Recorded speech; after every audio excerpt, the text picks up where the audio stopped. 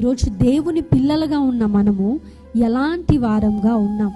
పొద్దున్న లేస్తే కొంతమంది ఉంటారండి, నీ వల్ల అవ్వదు, నువ్వు చెయ్యలేవు.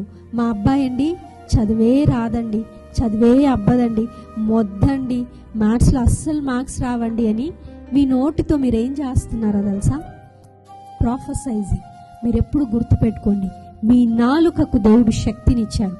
వాట్ ఎవర్ యు స్పీక్, దాని ఫలాలన్నీ కూడా మీరు అనుభవిస్తారు అనే మాటను కూడా కింద వెంటనే దేవుడు రాయించినట్టుగా మనం చూస్తున్నాం. మీరు ఎప్పుడు కూడా నలుగురిలో మీ పిల్లల్ని వాడు మొద్దండి, చదవడండి అంటే మీ పిల్లలు ఆ మాటలు విన్నప్పుడు వాళ్ళు ఎలా ఫీల్ అవుతారండి? సంతోషంగా ఫీల్ అవుతారా? బాధగా ఫీల్ అవుతారా?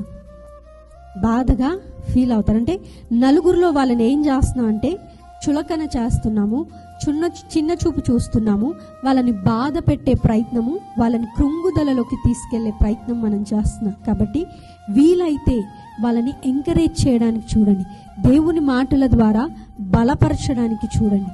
గాడ్స్ వర్డ్ ఎప్పుడు కూడా ఏం చేస్తుందంటే వాళ్ళని నిలబెట్టే ప్రయత్నమే చేస్తుంది.